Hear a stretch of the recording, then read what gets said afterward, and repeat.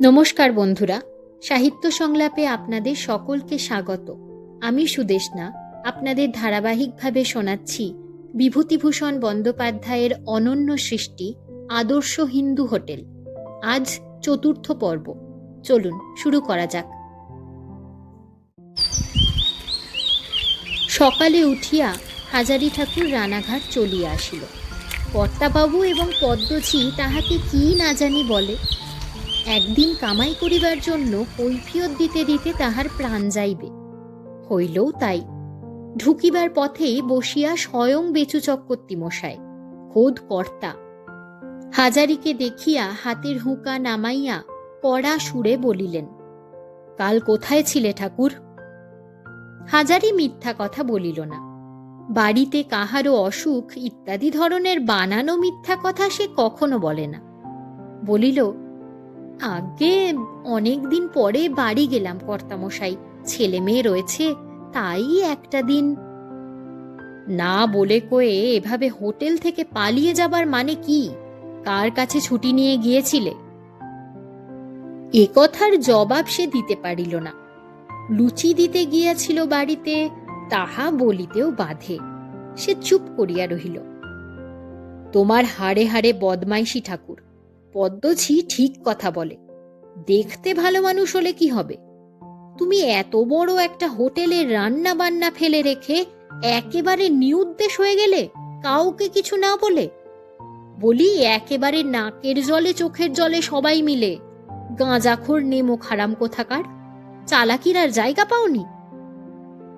বেচু চক্রবর্তীর গলার জোর আওয়াজ পাইয়া পদ্মঝি ব্যাপার কি দেখিতে আসিল এবং দৌড়ে উঁকি মারিয়া হাজারিকে দেখিয়াই বলিয়া উঠিল, এই যে কি মনে করে আবার যে উদয় হলে?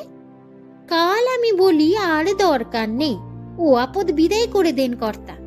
গাঁজা খেয়ে কোথায় নেশায় বুঁদ হয়ে পড়েছিল, চেহারা দেখছেন না?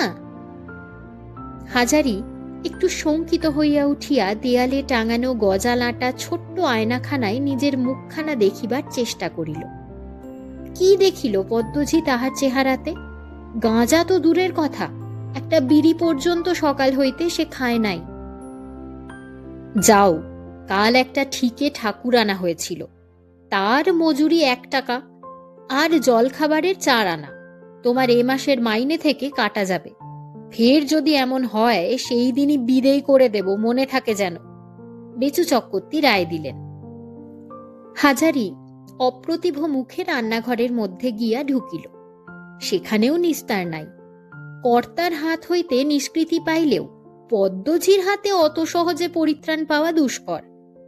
পদ্মঝি হাজারির পিছনে পিছনে রান্নাঘরে ঢুকিয়া বলিল, করবে না তো তোমার কাজ ওরা? কেন করবে?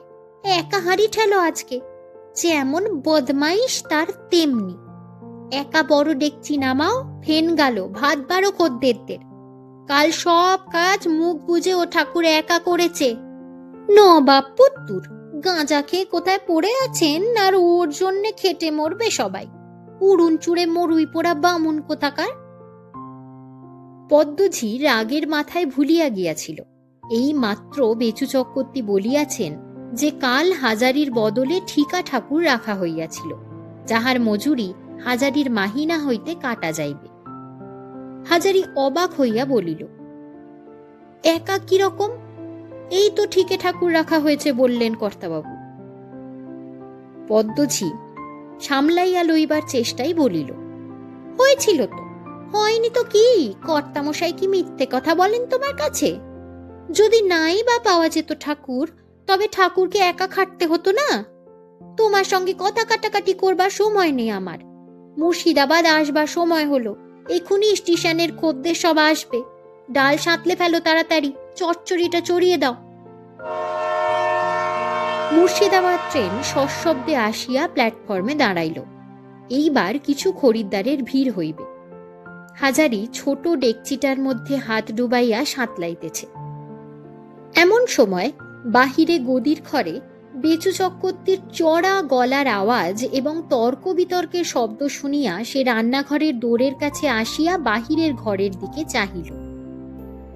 জ্যোতিষ ভট্টাচার্যের সঙ্গে কর্তামশায়ের কথা কাটাকাটি হইতেছে। জ্যোতিষ ভট্টাচার্য অনেক দিন হইতে তাদের খরিদ্দার। আগে আগে নগদ পয়সা দিয়া খাইয়া যাইত, আজ মাস 6 হইতে মাসিক হারে খায়। বয়স 50-52, ম্যালেরিয়া রোগীর মতো চেহারা, মাথার চুল প্রায় পাকিয়া গিয়াছে। রং পূর্বে ফর্সা ছিল, এখন পুড়িয়া আধকালো হইয়া আসিয়াছে। পরনে ময়লা ধুতি, গায়ে লং ক্লোথের ময়লা পাঞ্জাবি, পায়ে বিবর্ণ কেম্বিসের জুতা। বেচু চক্রবর্তী বলিতেছেন, না, আপনি অন্য স্তর চেষ্টা করুন ভট্টাচার্য মশাই, আমি পারবো না, সোজা কথা। হোটেল খুলিছি 2 পয়সা রোজগারের চেষ্টায়, অন্য ছত্তর তো খুলিনি। জ্যোতিষ ভট্টাচার্য বলিতেছে, টাকার জন্য আপনি ভাববেন না চক্রবর্তী মশাই, 1 মাসের বাকি আমি একসঙ্গে দেব। না মশাই, আপনি অন্য স্তর চেষ্টা করুন, যা গিয়েছে গিয়েছে, আর আপনাকে খাইয়ে আমি জড়াতে রাজি নই। জ্যোতিষ ভট্টাচার্য বেশ নরম সুরে বলিল, না না, যাবে কেন, বিলক্ষণ, পাই পয়সা শোধ করে দেব। তবে পড়ে গিয়েছি একটু ফেরে কর্তামশাই, তা এ কটা দিন যেমন খাচ্ছি তেমনই খেয়ে যাই, সামনের মাসের 1 খুব খোসামত জোরে দিয়েছে। না মশাই, সামনের মাসের 1 এখনো ঢের দেরি, ওসব আর চলবে না, মাপ করবেন, আপনি অন্য স্তরে দেখুন। জ্যোতিষ ভট্টাচার্যের চেহারা দেখিয়া হাজারির মনে হইল লোকটা খুব ক্ষুধার্ত, সকাল হইতে কিছু খায় নাই। এত বেলায় না খাওয়াইয়া কর্তামশাই তাড়াইয়া দিতেছেন, কাজটা কি ভালো? হয়তো কিছু কষ্টে পড়িয়া থাকিবে, নতুবা 2 মুঠো খাইবার জন্য লোকে এত খোসামত করে না। হাজারির ইচ্ছা হইল একবার সে বলে, কর্তামশাই আমি আজ খাবো না, কাল দেশে একটা নেমন্তন্ন ছিল, খেয়ে শরীর খারাপ আছে, আমার ভাতটা না হয় ভট্টাচার্য মশাই খেয়ে যান। কিন্তু কথাটা বলিলে কর্তামশাইয়ের অপমান করা হইবে, বিশেষ করিয়া পদ্ম তাহা হইলে তাহাকে আস্ত রাখিবে না। জ্যোতিষ ভট্টাচার্য শেষ পর্যন্ত না খাইয়া চলিয়া গেল। হাজারি ভাবিল, আহা, পুরনো খদ্দের, ওকে 1 থালা ভাত দিলে কি খেতি হতো হোটেলের। আমি যদি কখনো হোটেল করি, খেতে এলে কাউকে ফেরাবো না, এতে আমার হোটেল উঠে যায় আর থাকে। একে তো ভাত বেচে পয়সা, তার উপর খিদের সময় লোককে ফেরাবো। ট্রেনের প্যাসেঞ্জার খরিদ্দারগণ আসিয়া পড়িয়াছে, খাইবার ঘরে বেশ ভিড়। মতি চাকর আজ 10-12টি লোক জুটাইয়া আনিয়াছে। পদ্ম আসিয়া বলিল, 10 থালা ভাত বারো, 2 থালা নিরিমিষ্টি, আলুর ডালনা দিও। আধ ঘন্টা পরে মুর্শিদাবাদ ট্রেনের খরিদ্দার বিদায় হইলে অপ্রত্যাশিতভাবে বনগাঁয়ের ট্রেনের সময় কতগুলি লোক খাইতে আসিল। বেলা 1:30, এ সময় নূতন লোক প্রায়ই আসে না। পদ্মঝি যখন হাঁকিল, 5 থালা ভাত ঠাকুর, হাজারি তাহাকে ডাকিয়া চুপি চুপি বলিল, ডাল একেবারেই নেই, 2 জনের মতো হবে কিনা। পদ্মঝি ডেকচির কাছে আসিয়া নিচু হইয়া দেখিয়া চাপা কণ্ঠে বলিল, ও মা, এ তো একেবারেই নেই বললে হয়, এখন খদ্দের খাওয়াবো কি দিয়ে? তোমার দোষ, যখন ডাল কমে আসছে এখনো 2খানা ট্রেন বাকি, তখন একটু ফেন মিশিয়ে সাঁতলে নিলে না কেন? কতবার তোমায় বলে দেওয়া হয়েছে। ফেন আছে? হাজারি বলিল, আছে। আছে তো 2 বাটি দেও ডালে ফেলে, এ দিয়ে একটু নুন দিয়ে গরম করে নাও। হাঁ করে দাঁড়িয়ে দেখছো কি? হাজারি এই ধরনের কাজ কখনো করে নাই, করিতে তাহার বাধে। সে সত্যই ভালো রাঁধুনি, ইচ্ছা করিয়া হাতের ভালো রান্নাটা নষ্ট করিতে বা এভাবে খরিদ্দার ঠকাইতে তাহার মন সরে না। কিন্তু পদ্মঝির হুকুম না মানিয়া উপায় কি? বাধ্য হইয়া ডালে ফেন মিশাইয়া খরিদ্দার বিদায় করিতে হইল। ছুটি পাইল সেদিন প্রায় বেলা 2:30টায়। একটুখানি গড়াইয়া লইয়া রোদ একটু পড়িয়া আসিলে সে চূর্ণী নদীর তীরে তাহার অভ্যাস মতো বেড়াইতে গেল। আজ কদিন নদীর ধারে যায় নাই। তা সেই পরিচিত নির্জন নিম গাছটার তলায় বসিয়া গাছের গুড়ি ঠেস দিয়া ওপারের খেয়াঘাটের দিকে এবং শান্তিপুর যাইবার রাস্তার দিকে চাহিয়া থাকে নাই। বেশ লাগে জায়গাটা। আর ওখানে গিয়া বসিলেই হাজারির মাথায় হোটেল সংক্রান্ত নানা রকম নতুন কথা আসে। অন্য কোথাও তেমন হয় না। আজ জায়গাটাতে গিয়া বসিতেই হাজারির প্রথমে মনে হইল, হোটেল চলে রান্নার গুণে। যাহারা পয়সা দিয়া খাইতে আসিবে তাহারা চায় ভালো জিনিস খাইতে, ফেন মিশানো ডাল খাইতে তাহারা আসে না। পদ্মঝিয়ের অনাচারের দরুন বেচু চক্রবর্তীর হোটেল উঠিয়া যাইবে, তাহার নিজের হোটেল ততদিনে খোলা হইয়া যাইবে। তাহার রান্নার গুণেই হোটেল চলিবে। হঠাৎ হাজারি লক্ষ্য করিল জ্যোতিষ ভট্টাচ চূর্ণির খেয়াঘাটে দাঁড়াইয়া আছে। বোধহয় পার হইয়া ওপারে যাইবে। ও ভট্টাচ মশাই, ভট্টাচ মশাই! জ্যোতিষ চাহিয়া দেখিয়া উঠিয়া হাজারির কাছে আসিল। কোথায় যাবেন? যাচ্ছি একটু ফুলে নাবলা, আমার ভাইরা ভাই থাকে তারই ওখানে। দেখলে তো হাজারি, তোমাদের চক্রবর্তী মশাইয়ের কাণ্ডটা আজ দেখলে? বলি, টাকা কি আমি দিতাম না? দুপুর বেলা না খাইয়ে কিনা বললে অন্য জায়গায় চেষ্টা করুন গিয়ে। ভাত বেচা বামুন যদি ছোট লোক না হয় তবে আর কে হবে? বিড়ি আছে, দাও তো একটা। হাজারির নিকট হইতে বিড়ি লইয়া ধরাইয়া বলিল, 200 ঝাঁটা মারি শহরের মাথায়, আর থাকছিলে। যাচ্ছি ফুলে নাবলা, আমার বড় ভাইরা ভাই পার্বতী চক্রবর্তী, সেখানে একজন নাম করা লোক। পার্বতী দাদা একবার বলেছিল ওদের জমিদারি কাছারিতে একটা চাকরি করে দেবে। পাল চৌধুরীদের জমিদারি, মস্ত কাছারি, সেখানেই যাচ্ছি, একটা হিল্লে হয়ে যাবেই। হাজারি বলিল, একটা কথা বলি ভট্টাচ মশাই, যদি কিছু মনে না করেন। জ্যোতিষ ভট্টাচ বলিল, কি? টাকা করি এখন কিছু নেই আমার কাছে, তা বলে দিচ্ছি। তবে দেনা আমি রাখবো না, খাওয়ার টাকা আগে শোধ দিয়ে তবে অন্য কথা, সে তুমি বলে দিও চক্রবর্তী মশাইকে। হাজারি বলিল, টাকা করির কথা বলিনি, বলছিলাম আপনি আহার করেছেন? জ্যোতিষ ভট্টাচ কিছুমাত্র না ভাবিয়া সঙ্গে সঙ্গেই উত্তর দিল, না, কোথায় করব? অত বেলায় চক্রবর্তী মশাইয়ের হোটেল থেকে ফিরে আর ভাত কে আমার জন্য নিয়ে বসেছিল। হাজারি খপ করিয়া জ্যোতিষ ভট্টাচের ডান হাতখানা ধরিয়া বলিল, আমার সঙ্গে চলুন ভট্টাচ মশাই, আমি আপনাকে রেঁধে খাওয়াবো আজ, আসুন আমার সঙ্গে। জ্যোতিষ ভট্টাচ বলিল, কোথায় কোথায়? আরে না না হাজারি, আর ওসব থাক, আমি জল টল খেয়ে, আর এমন অবেলায়। হাজারি নাছোড়বান্দা, তাদের হোটেলের একজন পুরনো খদ্দের আজ পয়সা নাই বলিয়া সারাদিন অনাহারে থাকিয়া রানাঘাট হইতে যাইতেছে। কি জানি কেন এই ব্যাপারটার জন্য হাজারি যেন নিজেকেই দায়ী করিয়া বসিল। জ্যোতিষ ভট্টাচ বলিল, আমি তোমাদের হোটেলে আর যাব না কিন্তু হাজারি। আচ্ছা, তুমি যখন ছাড়ছ না তখন বরং একটু জল টল খাওয়াও। হোটেলে নিয়েই বা যাব কেন? আসুন না, জল টল নয়, ভাত খাওয়াবো রেঁধে। জ্যোতিষ ভট্টাচ ব্যস্ত হইয়া বলিল, না না, ফুলে নাবলা যেতে পারবো না আজ, তাহলে আজ সেখানে পৌঁছুতেই হবে। নিকটেই কুসুমের বাড়ি।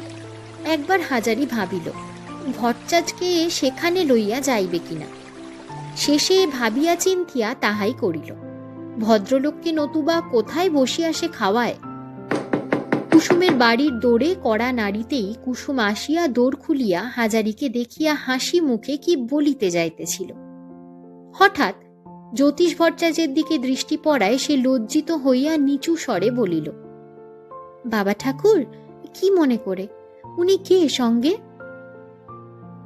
ওর জন্যেই আশা, উনি বামুন মানুষ, আজ সারাদিন খাওয়া হয়নি, আমার চেনাশোনা, আমাদের হোটেলের পুরনো খদ্দের। পয়সা ছিল না বলে খেতে দেয়নি কর্তামশাই, উনি না খেয়ে শান্তিপুর চলে যাচ্ছিলেন, আমার সঙ্গে দেখা, ধরে আনলুম। ওকে কিছু না খাইয়ে তো ছেড়ে দেওয়া যায় না, বাইরের ঘরটা খুলে দাও গিয়ে। কুসুম ব্যস্ত হইয়া বাহিরের ঘরের দোর খুলিতে গেল। জ্যোতিষ ভট্টাচার্য কিছু দূরে দাঁড়াইয়াছিল। হাজারি তাহাকে ডাক দিয়া বাহিরের ঘরে বসাইল। তাহার পর বাড়ির ভিতর যাইতেই কুসুম উদ্বিগ্ন কণ্ঠে বলিল, কি করবেন বাবা ঠাকুর? রান্না করবেন? সব জোগাড় করে দিই, আর ততক্ষণ ঘরে যা কিছু আছে ও বাবা ঠাকুরকে দিই, কি বলেন? হাজারি বলিল, রান্না করে খাওয়াতে গেলে চলবে না কুসুম, উনি থাকতে পারবেন না, ফুলে নাবলা যাবেন।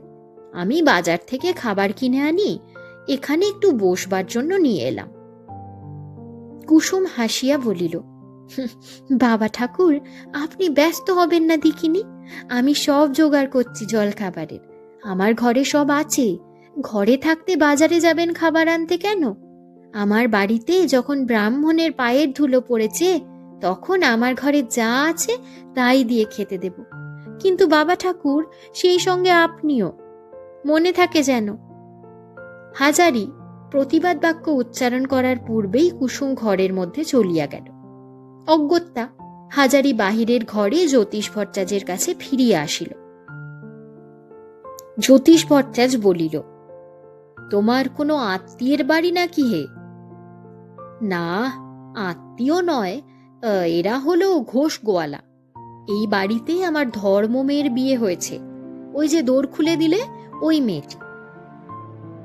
15 মিনিট আন্দাজ পরে ঝনঝন করিয়া শিকল নাড়িয়া উঠিতে হাজারি বাহিরের বাড়ির অন্দরের দিকে দাওয়ায় গিয়া দাঁড়াইল। দাঁড়াইয়া দাওয়ার দিকে চাহিয়া অবাক হইয়া গেল। দুখানি পরিষ্কার পরিচ্ছন্ন আসন পাতা, 2 বাটি জাল দেওয়া দুধ, 2খানা থালে ফলমূল কাটা, বড় বাতাসা ছানা, 2টি মুখ কাটা ডাব, ঝকঝকে করিয়া মাজা 2টি কাঁসার গ্লাসে 2 গ্লাস জল। হাসি মুখে কুসুম বলিল, ওকে ডাকুন, সেবা করতে বলুন, যা বাড়িতে ছিল একটু মুখে দিয়ে দিন দুজনে।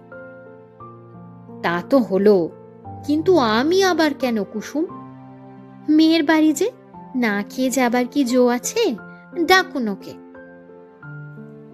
জ্যোতিষ ভট্টাচার্য খাইতে বসিয়া যেরূপ গোগ্রাসে গিলিতে লাগিল, দেখিয়া মনে হইল সে বড়ই ক্ষুধার্ত ছিল। তাহার থালায় একটু কিছু পড়িয়া রহিল না। কুসুম পান সাজিয়া বাহিরের ঘরে পাঠাইয়া দিল। খাওয়ার পরে জ্যোতিষ ভট্টাচার্য বিদায় লইবার সময় বলিল, তোমার মেয়েটিকে একবার ডাকো হাজারি, আশীর্বাদ করে যাই। কুসুম আসিয়া গলায় কাপড় দিয়া দুজনকেই প্রণাম করিল। জ্যোতিষ ভট্টাচার্য বলিল, মা শোনো, সারাদিন সত্যিই খাইনি, ভারী তৃপ্তির সঙ্গে খেলাম তোমার এখানে। তুমি বড় ভালো মেয়ে, ছেলেপিলে নিয়ে সুখে থাকো, আশীর্বাদ করি। হাজারি জ্যোতিষ ভট্টাচার্যের সঙ্গে চলিয়া আসিল। পথে আসিয়া বলিল, ভট্টাচার্য মশাই, একটা হোটেল নিজে খুলব অনেক দিন থেকে ইচ্ছা আছে। আপনি কি বলেন? অনায়াসে করতে পারো, খুব লাভের জিনিস, তোমার হবেও। তোমার মনটা বড় ভালো, কিন্তু পয়সা পাবে কোথায়? তাই নিয়েই তো গোলমাল, নইলে এতদিন খুলে দিতাম। দেখি, চেষ্টায় আছি, ছাড়ছি নে। ওই যে আমার মেয়ে দেখলেন, ওই কুসুম, ও একবার টাকা দিতে চেয়েছিল। তা কি নেওয়া ভালো? ও গরিব বেওয়া লোক, কেন ওর সামান্য পুঁজি নিতে যাব? তাই নিইনি, নিলেও এক্ষুনি দেয়। তবে সে টাকা খুব সামান্য, তাতে হোটেল খোলা হবে না। জ্যোতিষ ভট্টাচার্য চূর্ণির খেয়ার ধারে আসিয়া বলিল, আচ্ছা চলি হাজারি, তুমি হোটেল খুললে তোমার হোটেলে আমি বাঁধা খদ্দের থাকবো, সে তুমি ধরে নিতে পারো। আর কোথাও যাব না, তোমার মতো রান্না কটা ঠাকুর রাঁধতে পারে হে?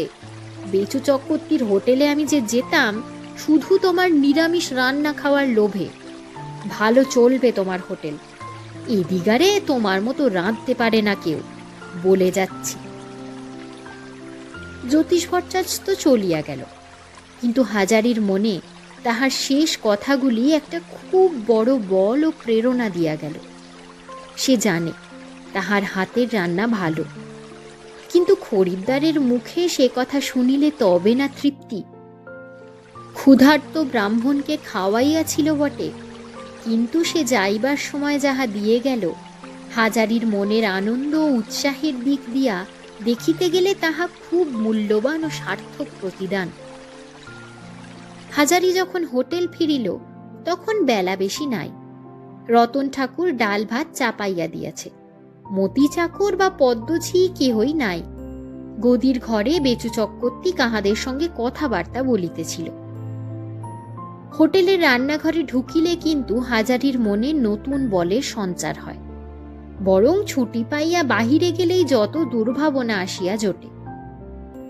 প্রকাণ্ড উনুনের উপরে ফুটন্ত ডেকচির সামনে বসিয়া হাজারি নিজেকে বিজয়ী বীরের মতো কল্পনা করে। তখন না মনে থাকে কুসুমের কথা, না মনে থাকে অন্য কিছু। অবসাদ আসে কাজ হাতে না থাকিলে, এ বরাবর দেখিয়া আসিতেছে সে। ইতিমধ্যে রতন ঠাকুর ফিরিল। হাজারিকে চুপি চুপি বলিল, একটি কথা আছে, আমার দেশের একজন লোক এসেছে আমার কাছে থেকে চাকরি খুঁজবে, বড় গরিব, তাকে বিনি টিকিটে খাওয়ার ঘরে ঢুকিয়ে খেতে দিতে হবে। তোমার যদি মত হয় তবে তাকে বলি। হাজারি বলিল, নিয়ে এসো, তার আর কি, গরিব মানুষ খাবে, আমার কোনো অমত নেই। রতন ঠাকুর খুব খুশি হইয়া চলিয়া গেল। রাত্রে তাহার লোক যখন খাইতে আসিল, রতন ঠাকুর হাজারিকে ডাকিয়া ইঙ্গিতে লোকটাকে চিনাইয়া দিতে হাজারি পরিতোষ করিয়া তাহাকে খাওয়াইল। পদ্মঝিয়ের অত্যন্ত সতর্ক দৃষ্টি এড়াইয়া লোকটা বিনা টিকিটে খাইয়া চলিয়া গেল। কেহ কিছু ধরিতেও পারিল না। এইরকম চলিল একাধ দিন নয়, 10-12 দিন। একদিন আবার তাহার অন্য একটি সঙ্গী জুটাইয়া আনিয়াছে, তাহাকে বিনামূল্যে খাইতে দিতে হইল। ব্যাপারটি সামান্য, হাজারি কিন্তু একটা প্রকাণ্ড শিক্ষা পাইল ইহা হইতে। এত সতর্ক ব্যবস্থার মধ্যেও চুরি তো বেশ চলে। বেচু চক্রবর্তীর টিকিট ও পয়সাতে ঠিক মিল আছে, সুতরাং তার দিক দিয়া সন্দেহের কোনো কারণ নাই। পদ্মঝি যে পদ্মঝি সে পর্যন্ত বিন্দু বিসর্গ জানিল না ব্যাপারটার। ভাত তরকারির কিছু মাপ থাকে না যে কম পড়িবে, সুতরাং কে ধরিতেছে?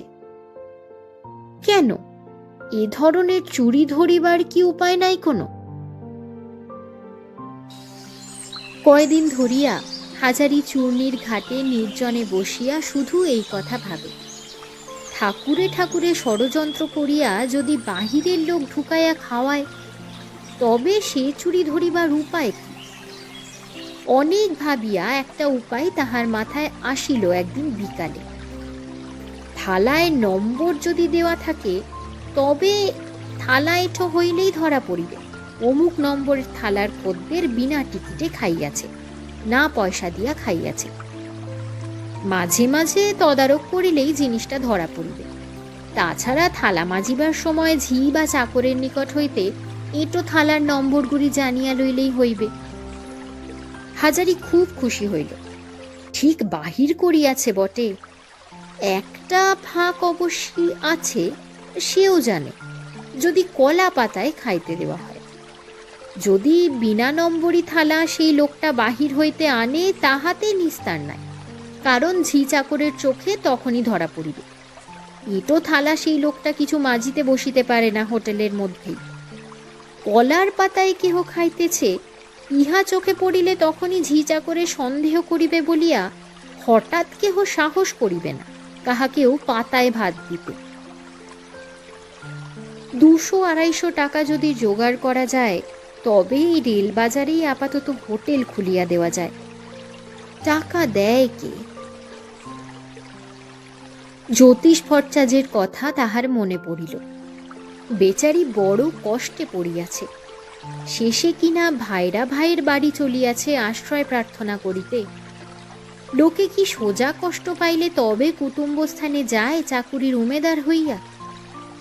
যদি সে হোটেল খোলে, জ্যোতিষ ভট্টাচার্যকে আনিয়া রাখিবে। বৃদ্ধ মানুষ, 2টি করিয়া খাইতে পাইবে, আর কিছু হাত খরচ মিলিবে। ইহার বেশি তাহার আর কিসেরই বা দরকার। প্রতিদিনের মতো আজও বেলা পড়িয়া আসিল। গত 2 বৎসর যেরূপ হইয়া আসিতেছে, সেই একই ঘোড়া নিম গাছ, সেই একই চূর্ণির খেয়াঘাট, পালেদের সেই একই কয়লার ডিপোতে মুটে ও সরকারবাবুর সঙ্গে ঝগড়া চলিতেছে, সবই পুরাতন। দিন যায়, কিন্তু তাহার স্বাদ পূর্ণ হইবার তো কোনো লক্ষণই দেখা যাইতেছে না, বরং দিন দিন আরও ক্রমে অবস্থা খারাপের দিকেই চলিয়াছে। সামান্য মাইনে হোটেলের, কি হইবে ইহাতে? বাড়িতে টেপিকে একখানা ভালো শখের কাপড় দেওয়া যায় না, পেট পুরিয়া খাইতে দেওয়া যায় না। টেপির মা গরিব ঘরের মেয়ে, যেমন বাপের বাড়িতে কখনো সুখের মুখ দেখে নাই, স্বামীর ঘরে আসিয়াও তাই। সংসারে গভীর খাটুনি খাটিয়া ছেলে মেয়ে মানুষ করিতেছে। মুখ ফুটিয়া কোনোদিন স্বামীর কাছে কোনো আদর আবদার করে নাই। ছেঁড়া কাপড় সেলাই করিয়া পরিতেছে, আধপেটা খাইয়া থাকে নিজে। ছেলে মেয়েদের জন্য 2 মুঠো ভাত বেশি করিয়া জল দিয়া রাখিয়া দিতেছে হাঁড়িতে, তাহারা সকালবেলা খাইবে। কখনো কোনো দিন সেজন্য বিরক্তি প্রকাশ করে নাই, অদৃষ্টকে নিন্দা করে নাই। হাজারি সব বোঝে, তাই তো সে আজকাল সর্বদা এক মনে উপায় চিন্তা করে, কি করিয়া সংসারের উন্নতি করা যায়। চক্রবর্তী মশাইয়ের হোটেলে রাঁধুনি বৃত্তি করলে কখনো যে উন্নতি করা যাইবে না, আর পদ্মঝির ঝাঁটা খাইয়া মাঝে পড়িয়া হাড় কালি হইয়া যাইবে। ভগবান যদি দিন দেন, তবে তাহার আজীবনের সংকল্প সে কার্যে পরিণত করিবে, হোটেল একখানা খুলিবে। কুসুমের সঙ্গে এই যে আলাপ হইয়াছে, হাজারি এটাকে পরম সৌভাগ্য বলিয়া মনে করে। কুসুম চমৎকার মেয়ে। প্রবাস জীবনে কুসুমের সাহচর্য, তাহার মধুর ব্যবহার, হোক না সে গোয়ালার মেয়ে, কিন্তু বড় ভালো লাগে। আরও ভালো লাগে এই জন্য যে ঠিক কুসুমের মতো স্নেহপ্রবণ কোনো আত্মীয়া মেয়ের সংস্পর্শে সে কখনো আসে নাই। অনেকখানি যে নির্ভর করা যায় কুসুমের ওপর, সব বিষয়ে নির্ভর করা যায়। মনে হয় এ কাজের ভার কুসুমের ওপর দিয়া নিশ্চিন্ত হওয়া যায়। সে প্রতারণা করিবে তো নাই, বরং প্রাণপণ যত্নে কাজ উদ্ধার করিবার চেষ্টা করিবে, যেমন আপনার লোকে করিয়া থাকে। হাজারি যদি নিজের দিন ফিরাইতে পারে, তবে কুসুমের দিনও সে অমন রাখিবে না। টেপিও তার মেয়ে, কিন্তু টেপি বালিকা, কুসুম বুদ্ধিমতী।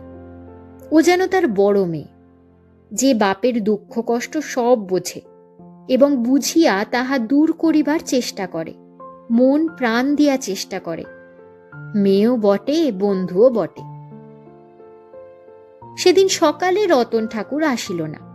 পদ্মঝি আসিয়া বলিল, ও ঠাকুর আজ আর আসবে না, কাল বলে গিয়েছে। তরকারিগুলো তুমি কুটে নাও, নিয়ে রান্না চাপিয়ে দাও, আমি আঁচ দিয়ে দিচ্ছি।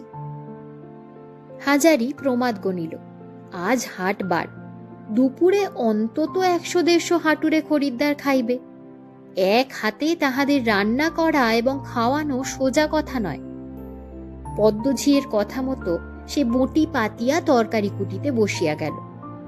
বেলা 8:30টার সময় সবে ডাল ভাত নামিয়াছে। এমন সময় একজন খরিদ্দার টিকিট লইয়া খাইতে আসিল। হাজারি বলিল, নাগে বাবু, সবে ডাল ভাত নেমেছে, কি দিয়ে খাবেন? লোকটি রাগিয়া বলিল, 9টা বেজেছে, মোটে ডাল ভাত? কি রকম ঠাকুর তুমি? যদু বাণুজ্যের হোটেলে এতক্ষণ 3টে তরকারি হয়ে গিয়েছে, এরকম করলেই তোমাদের হোটেল চলেছে। হাজারি বলিল, 9টা তো বাজেনি বাবু, 8:30। লোকটার মেজাজ রুক্ষ ধরনের, বলিল, আমি বলছি 9টা, তুমি বলছো 8:30, আবার মুখে মুখে তর্ক। আমি ঘড়ি দেখতে জানি নে? সে কথা তো হয়নি বাবু, ঘড়ি কেন দেখতে জানবেন না? আপনারা বড় লোক, কিন্তু 9টা বাজলে কেষ্টনগরের গাড়ি আসে, সে গাড়ি তো এখনো আসেনি। আবার তর্ক? এক চড় মারবো গালে। বোধহয় লোকটা মারিয়াই বসিত। ঠিক সেই সময় পদ্মঝি গোলমাল শুনিয়া ঘরের মধ্যে ঢুকিয়া বলিল, কি হয়েছে বাবু?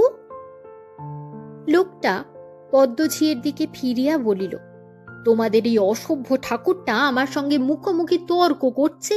কি জানো আর, হোটেলে রাঁধুনিগিরি করতে এসে আবার লম্বা লম্বা কথা। আজ দিতাম তোমাকে একটি চড় কষিয়ে, টের পেতে তুমি মজা। পদ্মঝি বলিল, যাক বাবু, আপনি ক্ষমা করে দেন, ওর কথায় চটলে কি চলে? আসুন, আপনি খাবেন এখানে। খাবো কি? তোমাদের ঠাকুর বলছে এখনো কিছু রান্না হয়নি, তাই বলতে গেলাম তো আমার সঙ্গে তর্ক। রান্না হয়নি তো টিকিট বিক্রি করছিলে কেন তোমরা? দেখাবো তোমাদের মজা, যত বদমায়ের সব। পদ্মঝি ঝাঁঝের সহিত বলিল, ঠাকুর, তুমি কি রকম মানুষ? বাবুর সঙ্গে মুখোমুখি তর্ক করা কি তোমার দরকার ছিল? রান্না কেনই বা হয় না? যা হয়েছে তাই দিয়ে ভাত দাও আর মাছ ভেজে দাও। যান বাবু, আপনি গিয়ে বসুন। খানিক পরে লোকটা খাওয়া ফেলিয়া বলিল, মাছটা একেবারে পচা। রাম ও রাম, কেন মরতে এ হোটেলে খেতে এসেছিল? ছি ছি। এই ঠাকুর, এদিকে এসো। পদ্মঝি হাঁ হাঁ করিয়া ছুটিয়া আসিয়া বলিল, কি হয়েছে বাবু, কি হয়েছে? কি হয়েছে? যত সব ন্যাকামি। মাছ একদম পচা। লোকজনকে মারবার মতলব তোমাদের না? আজই রিপোর্ট করে দিচ্ছি তোমাদের নামে। রিপোর্টের কথা শুনিয়া পদ্মঝির মুখ শুকাইয়া গেল। সে তাড়াতাড়ি বলিল, বাবু, আপনার পায়ে পড়ি, বসুন, না খেয়ে উঠবেন না। আমি দই এনে দিচ্ছি। একদিন যা হয়ে গিয়েছে, ক্ষমা ঘেন্না করে নিন বড় বাবু। সে তাড়াতাড়ি দই ও বাতাসা আনিয়া দিল। লোকটি খাইয়া উঠিয়া যাইবার সময় বেচু চক্রবর্তী বিনীত সুরে নিতান্ত কাঁচুমাচু হইয়া বলিল, বাবু, একটা কথা আছে। আপনার টিকিটের পয়সাটা তো নিতে পারিনে, আপনার খাওয়াই হলো না। পয়সা কয়ানা আপনি নিয়ে যান। লোকটা বলিল, না না, থাক, পয়সা দিতে হবে না ফেরত, কিন্তু এরকম আর যেন কখনো না হয়। বেচু চক্রবর্তী জোর করিয়া লোকটার হাতে পয়সা কয়েকখানা গুঁজিয়া দিল।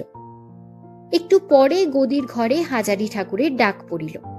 হাজারি গিয়া দেখিল সেখানে পদ্মঝি দাঁড়াইয়া আছে। বেচু চক্রবর্তী বলিল, ঠাকুর, খদ্দেরদের সঙ্গে ঝগড়া করতে কতদিন শিখেছ? হাজারি অবাক হইয়া বলিল, ঝগড়া কার সঙ্গে করলাম বাবু? পদ্মঝি বলিল, ঝগড়া করছিলে না তুমি ওই বাবুর সঙ্গে? সে মুখোমুখি তর্ক কি? বাবা, বাবু তো চোর মারবেনি। আমি গিয়ে না পড়লে দিত কষিয়ে 2-4 ঘা। আগে কি বলেছে না বলেছে আমি তো শুনিনি। গিয়ে দেখি বাবু রেগে লাল হয়ে গিয়েছেন। ওর কি কাণ্ড জ্ঞান আছে? তখনও সমানে ঝগড়া চালাচ্ছে। বেচু চক্রবর্তী বলিল, খদ্দের যাই বলুন না কেন, তাই শুনে যেতে হবে। তুমি বুড়ো হয়ে মরতে চললে আজও শিখলে না? বাবু, আপনি শুনে বিচার করুন। ঝগড়া তো আমি করিনি। উনি বললেন 9টা বেজেছে, আমি বললাম 8:30 বেজেছে। উনি আমায় বললেন, আমি কি ঘড়ি দেখতে জানি নে? পদ্মঝি বলিল, তোমার সব মিথ্যে কথা ঠাকুর। ও কথায় কখনো কোনো ভদ্রলোক চটে না। তুমি বিয়াদপের মতো তক্ক করেছ, তাই বাবু চটে গিয়েছেন। আমি গিয়ে সকর্ণে শুনেছি তুমি যা তা বলছো। অবশ্য এখানে পদ্মঝির উক্তির সত্যতা সম্বন্ধে কোনো প্রশ্নই চলিতে পারে না। এ কথা হাজারি ভালো করিয়া জানিত। বেচু চক্রবর্তী মহাশয় কাহারও কথা শুনিবেন না। পদ্মঝি যাহা বলিবে তাহাই ধ্রুব সত্য বলিয়া মানিয়া লইবেনি। সে অগত্যা চুপ করিয়া রহিল। বেচু চক্রবর্তী বলিল, পচা মাছ কে এনেছিল? হাজারি উত্তর দেবার পূর্বেই পদ্মঝি বলিল, ওই গিয়েছিল বাজারে, ওই এনেছে।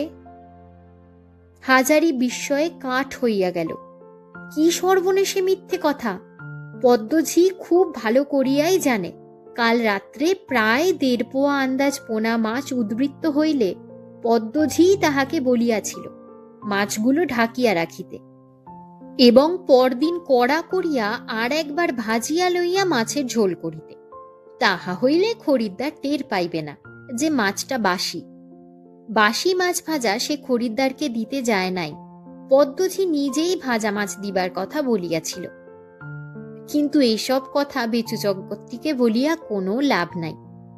বেচু চক্রবর্তী বলিল, তোমার 8 আনা জরিমানা হলো, মাইনের সময় কাটা যাবে, যাও।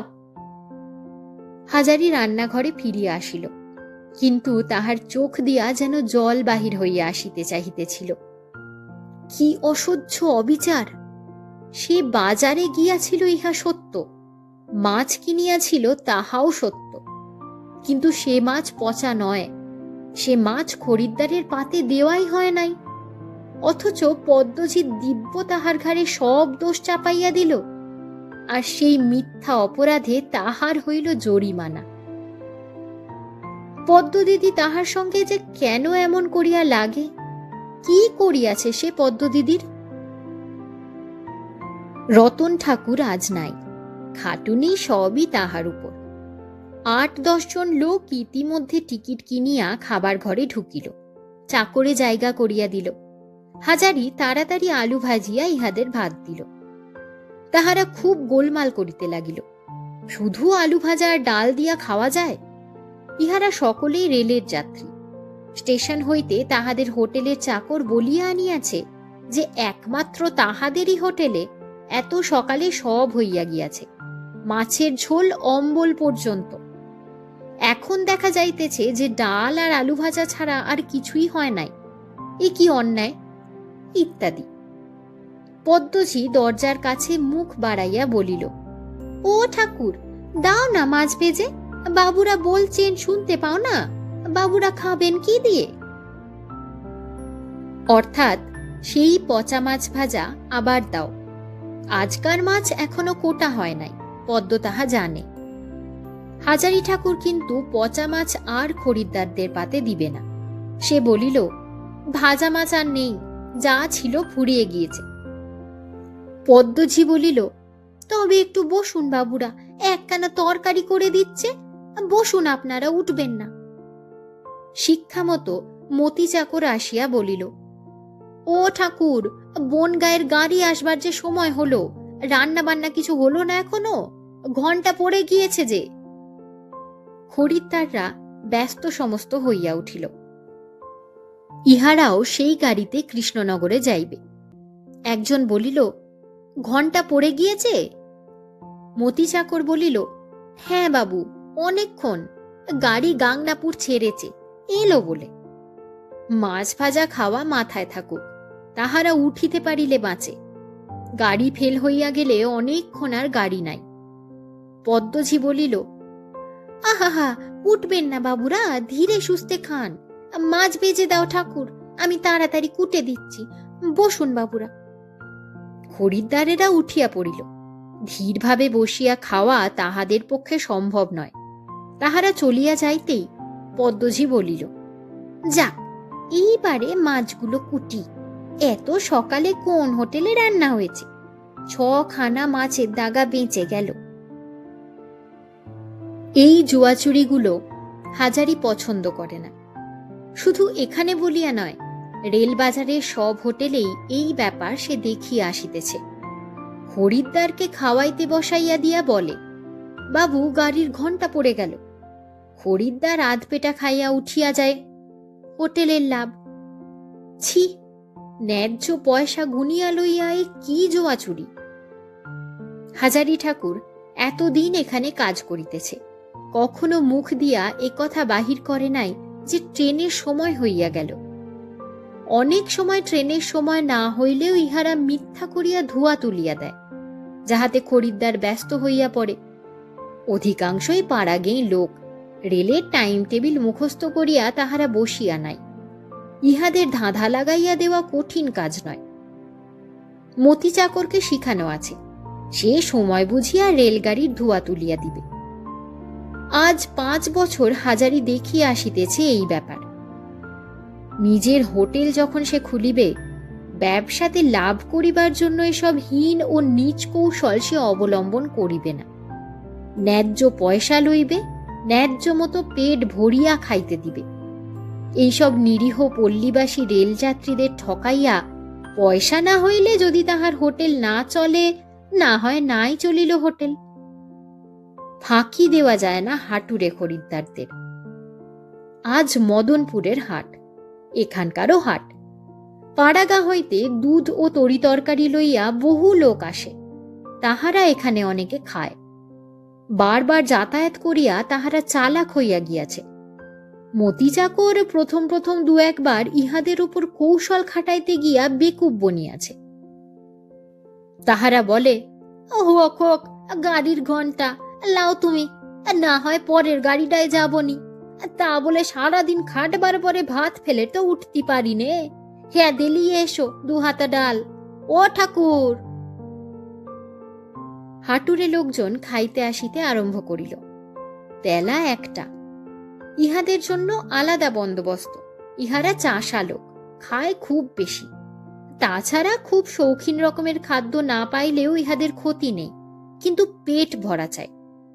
সাধারণ বাবু খরিদ্দারদের জন্য যে চাল রান্না হয়, ইহাদের সে চাল নয়।